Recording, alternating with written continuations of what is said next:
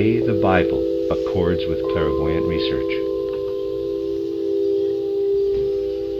From all that has been said in the last few days, and especially yesterday, you will have been able to gather at about what point in time of our spiritual scientific description we have to place Genesis.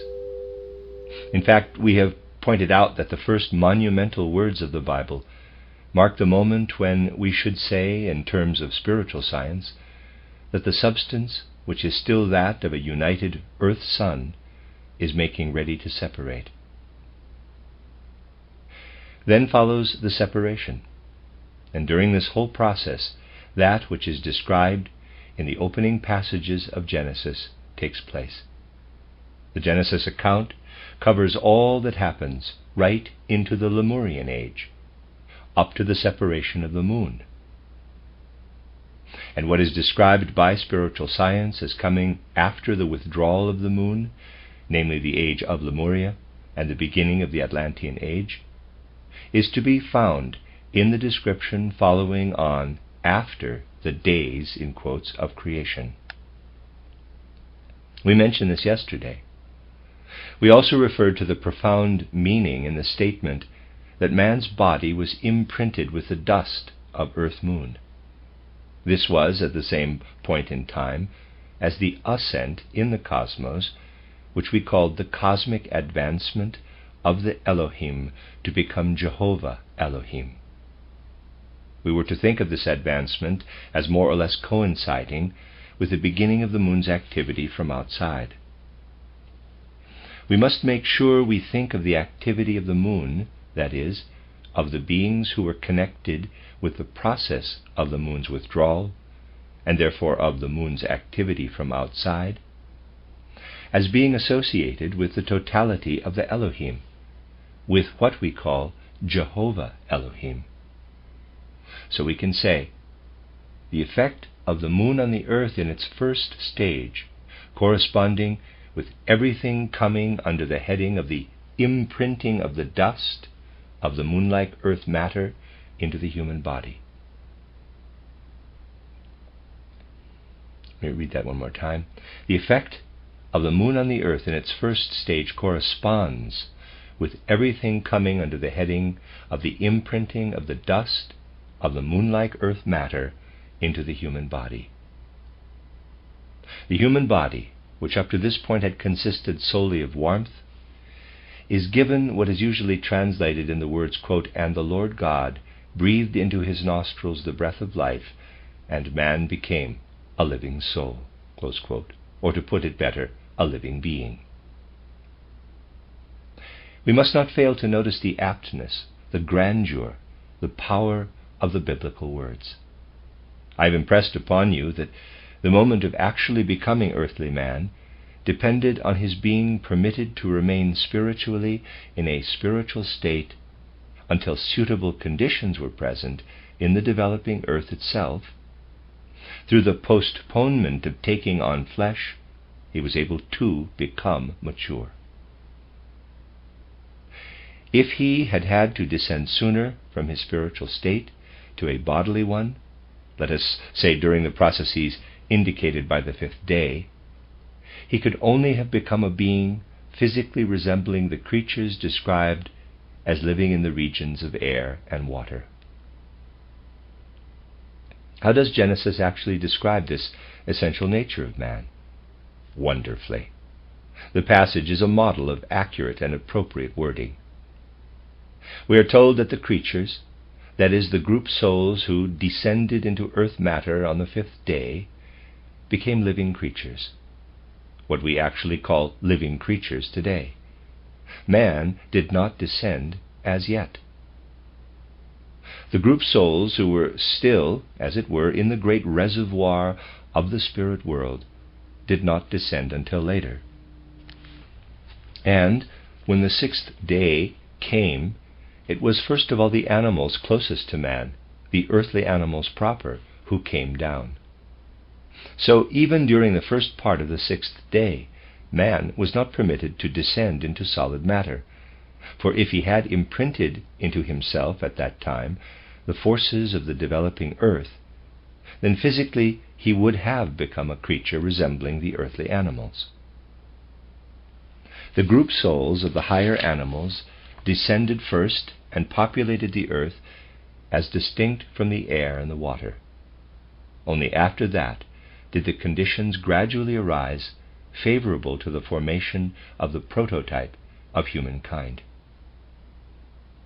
How was it achieved? It is conveyed to us in momentous words, where we are told that the beings of the Elohim set about combining their activities in order to form man according to the image I described to you. So we have to say, Earthman arose first of all because the Elohim, each with a different capacity, worked together as a group to achieve a common purpose. Man began by being the common goal of the Elohim as a group. We must try to get a closer picture of what man was actually like on the sixth day. He was, of course, not yet like he is today. The physical body which man inhabits today only arose later, when Jehovah Elohim breathed into man the living breath. The event which is described as the creation of man by the Elohim took place before earthly dust had been imprinted into the human body. So, what was he like, this human being whom the Elohim brought into existence as early as the so-called Lemurian age?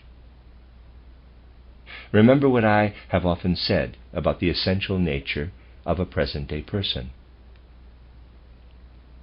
From a certain point of view, all human beings are the same, only with respect to their higher members. With regard to their sex, they are different, in that males have a feminine etheric body and females a masculine etheric body. This is how our humanity is divided up nowadays. What appears as masculine externally is feminine inside, and what appears feminine externally is masculine inside. How did this come about? At a relatively late time, after the actual days of creation, a differentiation occurred in the human body. In the human being who arose on the sixth day of creation as the common goal of the Elohim, there was no such differentiation as the separation into man and woman. At that time, human beings still had the same kind of body. We can describe it best, as far as we can imagine it at all, by saying that the physical body was more etheric still, whereas the etheric body was somewhat denser than today. In other words, what is our dense physical body today was not as dense at the time it was formed by the Elohim, and the etheric body was denser than today. A densification toward becoming more physical only occurred later under the influence of Jehovah Elohim. So you will appreciate that we do not have any reason to speak of the Elohim's creation of man as male and female in today's sense, but that it was both male and female at the same time, not yet differentiated. The human being, therefore, who arose when the Bible tells us the Elohim said, "Let us make man," was not differentiated as yet, but was both male and female. And through this creation of the Elohim, man came into being male-female. This is the meaning, the original meaning of the words translated so grotesquely in modern Bibles, quote, "Male and female created he them," close quote. This does not refer to male and female in today's sense, but to the undifferentiated human being, the male-female human being. I am well aware that numerous biblical commentators have objected to this interpretation, and with a kind of learned boasting have sought to ridicule the truth of what earlier, extremely wise commentators have already said on the subject. They try to discard the view that the Elohim's human being was at one and the same time male-female, and that this male-female human being was what was created in the image of the Elohim. I should like to ask such commentators what they base their argument on. It cannot be on clairvoyant investigation, for that will for that will never say anything other than what I have just told you. If they rely on external research, I should like to ask them how, in face of tradition, they justify any other interpretation. One ought at least to tell people what the biblical tradition is. When through clairvoyant research we first discover the true facts, then these biblical texts are filled with life and light, and minor discrepancies in tradition no longer matter, because knowledge of the truth enables us to read the text correctly. But it is a different matter if we approach these things from the standpoint of philology.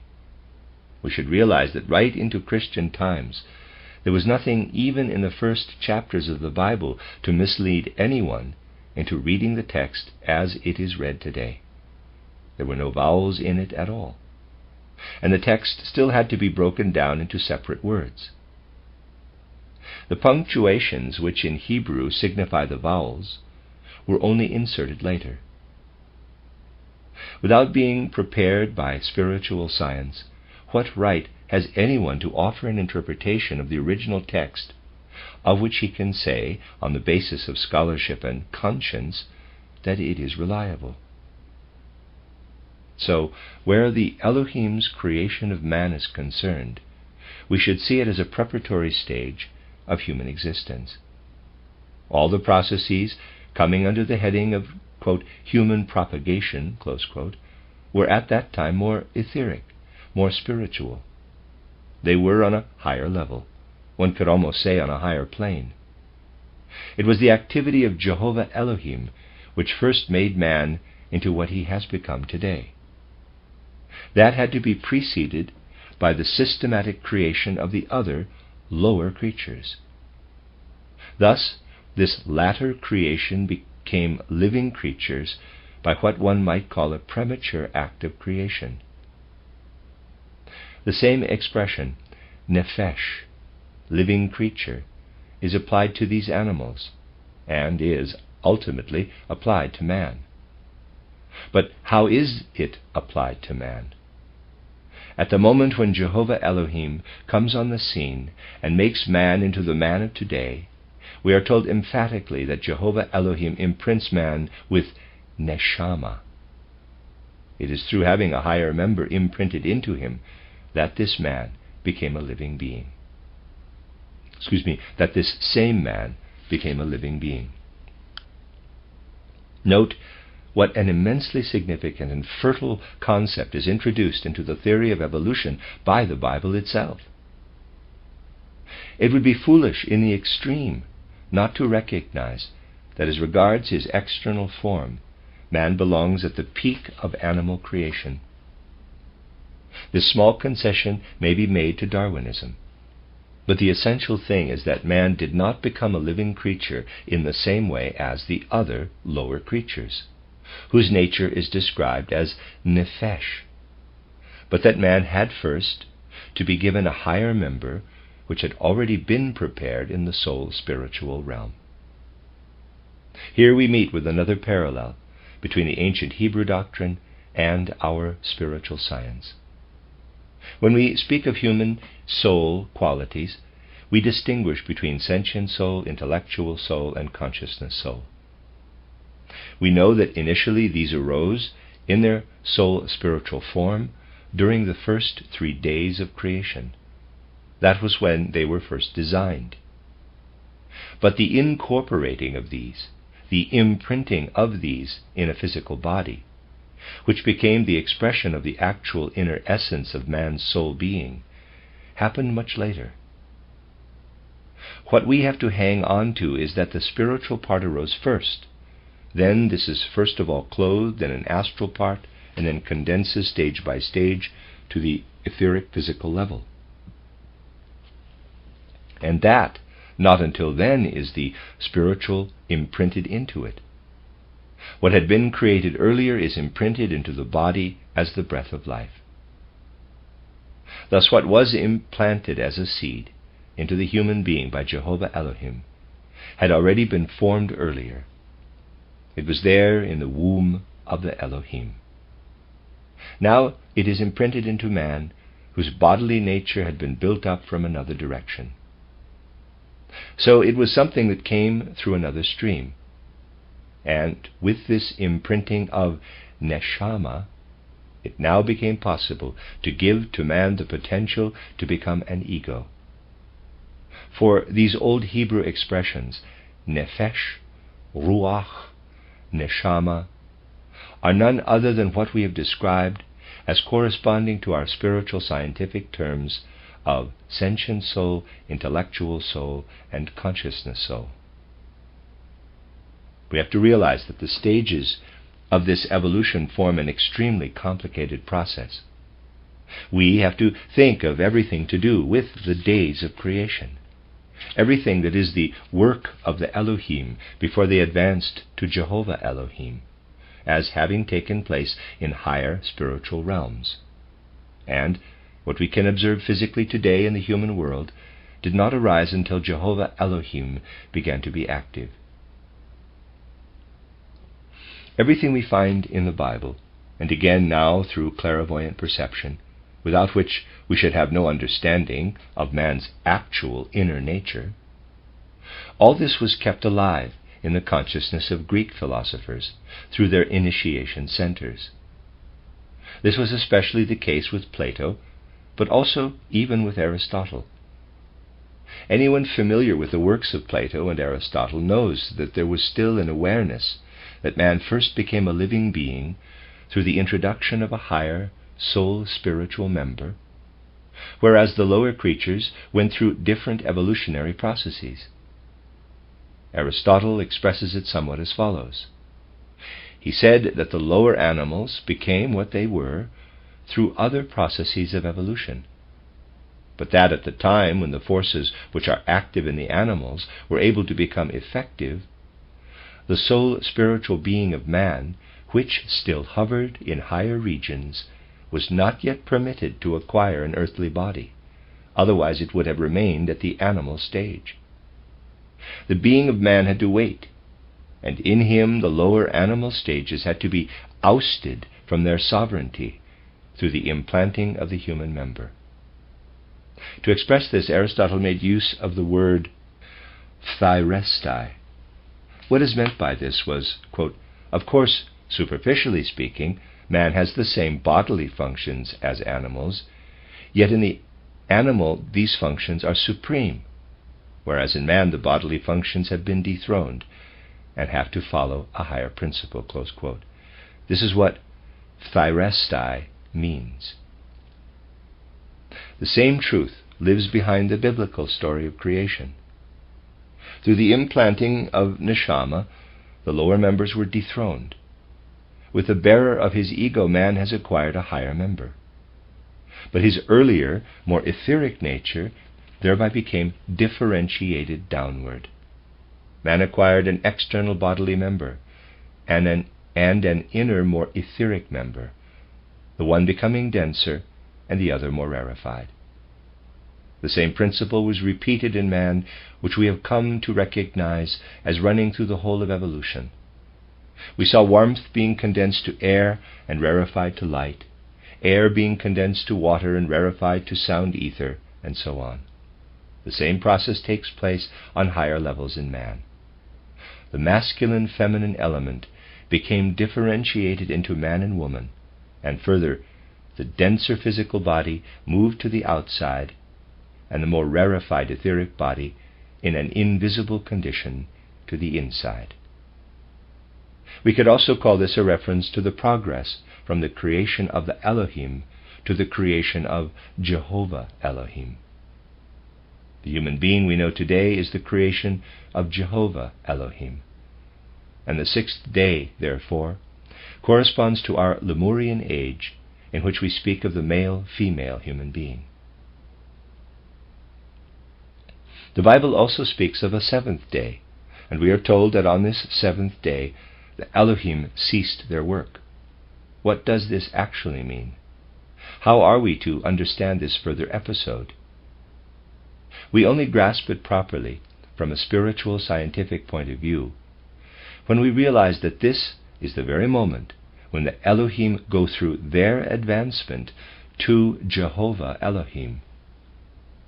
But we must not think of Jehovah Elohim as being the whole hierarchy of the Elohim, but rather that the Elohim send only part of their being to the moon and hold the rest in reserve, and continue their own further evolution in this established part of their being. This means that as far as this part of them is concerned, their work is no longer devoted to the nurturing of man, and they only work further on mankind with the part of their being which has become Jehovah Elohim. The other part does not work directly upon the earth, but devotes itself to its own evolution. This is what is meant by resting, in quotes, from working with earthly matters by the Sabbath day, the seventh day. We must now call attention to something else of importance. If everything I have just been saying is correct, then we must regard the Jehovah human being, the human being into whom Jehovah impressed his own being, as the direct successor of the more etheric, more delicate human being who was created on the sixth day. So there is a direct line from the more etheric human being, the being who is still male-female, to the physical human being. This physical human being is the descendant, so to say, a densified form of the etheric human being. And if you wanted to describe the Jehovah human being who passes over to Atlantis, you would have to say that the human being who was created by the Elohim on the sixth day evolved into the unisexual human being, the Jehovah human being. Those who followed after the 7 days of creation are the descendants of the Elohim human beings, of what came into being altogether during the 6 days of creation. Again, the Bible is magnificent when, in the 2nd chapter, it tells us that the Jehovah human being is in fact a descendant of the heavenly human being, the human being who was created by the Elohim on the 6th day. The Jehovah human being is the descendant of the Elohim human being in precisely the same way as the Son is the descendant of his Father. The Bible tells us this in the 4th verse of the 2nd chapter, when it says that those who are to follow are the descendants, the subsequent generations of the heavenly human being. This is what it really says. But if you take a modern translation, you will find the strange sentence, quote, "These are the generations of the heavens and of the earth when they were created, in the day that the Lord God made the earth and the heavens." Close quote. Usually the whole hierarchy of the Elohim is called God, and the Jehovah Elohim is called the Lord God. The Lord God made the earth and the heavens. I ask you, please, to look at this sentence carefully and try honestly to find a reasonable meaning in it. I would be glad to know if anyone can. Anyone who claims to do so had better not look on ahead in his Bible, for the word used here is toldet, which means subsequent generations, the same expression as is used when the subsequent generations of Noah are being discussed. It is speaking here of the Jehovah human beings as the descendants, the subsequent generations of heavenly beings, in exactly the same way as it speaks there of the descendants of Noah. So this passage should read something like this, quote, "In what follows, we are speaking of the descendants of the beings of heaven and earth who were created by the Elohim, and whose development was continued by Jehovah Elohim." Close quote. Therefore the Bible, too, looks upon the Jehovah human beings as the descendants of the Elohim human beings. Anyone who wants to presuppose a fresh account of the creation, because it says that God created man, should also look at the 5th chapter, which usually begins, quote, "This is the book of the generations," close quote. The word used there is the same one as in the other passage, toldet, and I'll spell that Toldot. Such a person might as well consider this, spelling of that is by me, the reader, Such a person might as well consider this a 3rd account, thus making his rainbow Bible complete. Then you will have a Bible which is a compilation of separate fragments, but not a real Bible. If we could spend more time on this, we would be able to elucidate what is said in chapter 5 too. We see then, when we go deeply into these things, that there is full agreement between the biblical account of the creation and what we can establish through spiritual or esoteric science. This leads us to ask why the Bible account is in a more or less pictorial form. What do these descriptions represent? They make us realize that they too are the result of clairvoyant experience. Just as today the eye, EYE, of the seer gazes into the supersensible realm, upon the origin of our earthly existence, so too did those who originally composed the Bible story gaze into the supersensible realm. It was by clairvoyant experience that the facts originally given to us were acquired. When we set to work to construct prehistory from the point of view of purely physical observation, we start from the traces of it which are extant and discoverable by external means. And the further back we go in physical life and physical origins, the more hazy the forms become. But in this misty element, spiritual beings are active, and the human being himself, in his spiritual part, was originally within them. If we pursue our study of the earth's creation as far back as the times Genesis is talking about, our earth merges with these primordial spiritual conditions. The days of creation refer to spiritual processes of development to be grasped only by spiritual investigation. What the Bible is telling us is that physical conditions form gradually out of spiritual conditions. This is how clairvoyant perception presents evolution. When the seer gazes upon the facts described to us in Genesis, he finds at first only spiritual processes. Everything described there is a spiritual process. A physical eye would see absolutely nothing. It would gaze into a void.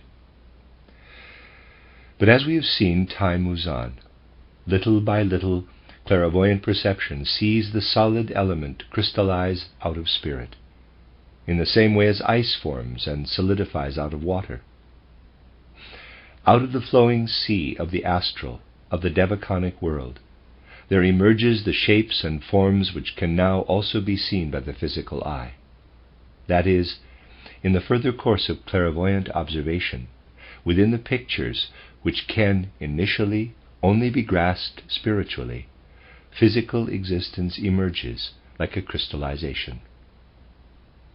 Therefore it follows that at an earlier time, physical eyes would not have been able to discover the human being. Right up to the 6th and 7th days of creation, that is, right up to our Lemurian age, man could not have been seen by the physical eye, for he only existed spiritually. That is the great difference between a true theory of evolution and a trumped-up one. The latter assumes that physical development is all there is. But man did not arise through lower creatures progressing to acquire human form. It is incredible that people can think that an animal form turned into the higher form of a human being. Whilst these animal forms were arising, forming their physical bodies below, man had already existed for a long time. But it was only later that he descended and took his place beside the animals. Anyone who cannot look upon evolution in this way is beyond help. He is hypnotized, as it were, by modern concepts, not by scientific facts, but by contemporary opinion. If we want to describe man in relation to the rest of creation, we have to say that in the evolutionary process the birds and marine creatures arose as two separate branches, and then as a special offshoot the land animals. The former would correspond to the 5th day, and the latter to the 6th day of creation. Only then did man appear, though not by continuing the series, but by descending to earth. This is the true version of evolution, and it is contained more exactly in the Bible than in any modern textbook which succumbs to materialistic fantasy. These are just a few fragmentary remarks, such as always seem to be required in the last lecture of a series. To follow up adequately every aspect of such a theme as this would take months, for there is such a tremendous amount in Genesis. All that these lectures can do is plant seeds, get you going, and that is all I have attempted to do this time.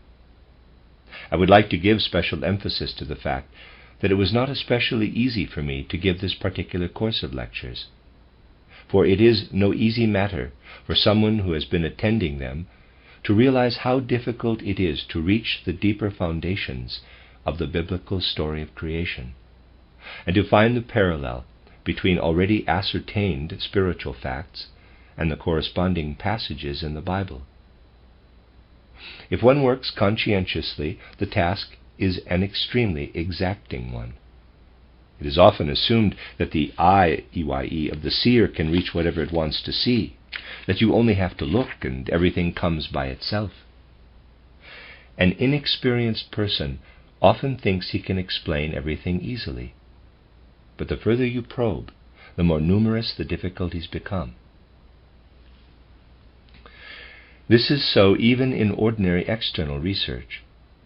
But when you go as far as stepping beyond physical research into the clairvoyant realm, then you are into real difficulties. And along with them comes the awareness of the great responsibility incurred if you want to open your mouth about these things at all.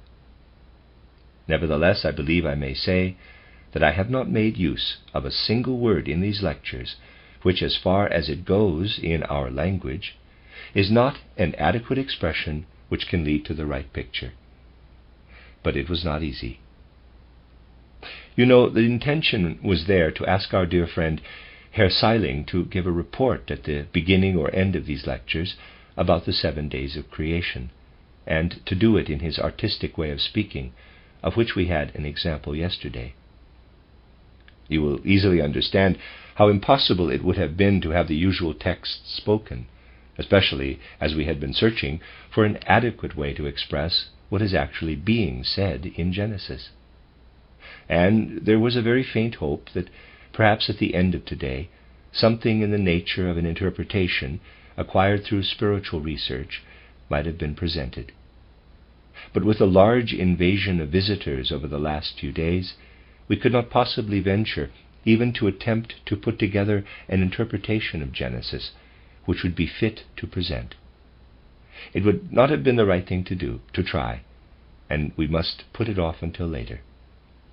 For the time being, we shall have to be satisfied with the brief indications you can glean from the lectures. For I assure you that I consider a real interpretation to be a task which requires about 100 times as much mental effort as I had to apply for our mystery play right from the moment of its first conception to the final step, the performing of it. Anyone who knows the difficulties will find the producing of a decent text of Genesis 100 times more exacting than what we were endeavoring to achieve with the mystery play, which in itself was no easy feat either. It is precisely when we tackle what are presented to us as the world's great mysteries that the difficulties pile up. And it is a good thing to be aware of this fact, because it is in recognizing and accepting these difficulties that we shall make progress in a right understanding of things anthroposophical. Our anthroposophical attitude must be one of broad-mindedness toward everything and everyone who should be cooperating, so that anthroposophical activity can come about. Therefore, although we have our own definite working methods, we must on no account regard any other working method as not being suitable for us. Civilization today, in fact, the whole spiritual, cultural evolution of our times, necessitates different ways of arriving at one and the same goal. And even if it is not my province at all to come before you in any other way than as working out of esotericism, you will never find that I exclude another working method. I have particular reason to mention this at the end of these lectures, where we were led through the help of esotericism to such sublime heights of anthroposophical research. With this in mind, I would like to point out what a good thing it is if you can receive help from every direction in support of the anthroposophical point of view, and if you can also acquaint yourselves with what links up with our esotericism from other types of research. With this in mind, and so as to be all-embracing in this area, I would like to draw your attention to the positive good of a book written by our dear friend Herr Ludwig Deinhardt, which brings together so satisfactorily the kind of things which can be useful to us in investigations made in other ways. And as a good, harmonious relationship has been sought for and demonstrated, particularly in respect of our kind of esotericism, this presentation cannot be anything else but beneficial even to us anthroposophists. You will find a number of things in it which can be useful to you on the anthroposophical path. I could mention many more things. I want to make sure to mention a second thing, something which has been borne in upon us at every stage in these lectures, namely, how essential it is that in our hearts and imaginations anthroposophical knowledge should grow into something that is so inspiring to our inner life that we are raised to ever higher forms of perception and feeling, to ever more broad-minded and vital ways of understanding the world. It all depends on whether we become better people in regard to our intellect, perceptiveness, and morality. But that is the touchstone for the fruitfulness of what we can get in the spiritual scientific field. To study the parallel between spiritual scientific investigation and the Bible can be particularly fruitful, for it gives us the rare opportunity to experience that we have our primordial cause, our primordial state, as Jakob Böhme would have said, in that supersensible spiritual womb, whence also came those very Elohim who rose to becoming Jehovah Elohim, to that higher evolutionary form, so that they could bring about the great goal of their creative activity, which we call man. Let us approach our origin with due reverence, but also with a due sense of responsibility. The Elohim and Jehovah Elohim gave of their greatest forces to set our evolution going. Let us regard our origin as laying upon us an obligation to our humanhood to take into ourselves more and more of the spiritual forces which in the course of subsequent evolution have entered into earth becoming. We have spoken of the influence of Lucifer. Because of this influence, a part of what lay in the womb of that spirituality, in which man too originated, remained behind in the lap of the gods, and appeared later in the incarnation of the Christ in the body of Jesus of Nazareth. Since that time, Christ has been active in earth development as a second divine principle. Contemplation of the great truths of Genesis ought to point us to the duty of taking up increasingly into our own being the spiritual being of the Christ. For only by filling ourselves with the Christ principle shall we fulfill our whole task as human beings, and become on earth more and more like what we were predisposed to be in those times indicated in the biblical story of creation told in Genesis. Therefore, a lecture series such as this can not only give us knowledge, but can stir forces to life in our souls. Even if we forget some of the details, may what we have learned from looking more closely at Genesis work further as soul force. I may perhaps be permitted to say at the close of these few days, during which we have been trying again to immerse ourselves deeply for a short while in the stream of anthroposophical life, let us try to take from these thoughts we have acquired the forces which they ought to engender. Let us carry them forth, and let us fructify by means of these forces our life in the outside world. Whatever we may be doing in life, whatever secular vocation we may have, these forces can be a beacon light for our actions, and can both fructify our activities and enhance our joy and happiness. And no one who has understood the sublime origin of human existence in the right way can go on living without absorbing this knowledge as a constant source of living joy. If you want to do loving deeds, let the truth about the stupendous origin and destiny of humankind shine out from your eyes. That is the best way to spread anthroposophy. Our deeds will prove its truth, bringing joy to those around us, and having an uplifting, cheering, refreshing, and health-giving effect on us in spirit, soul, and body. We should be better, healthier, and stronger people through taking in anthroposophical thoughts.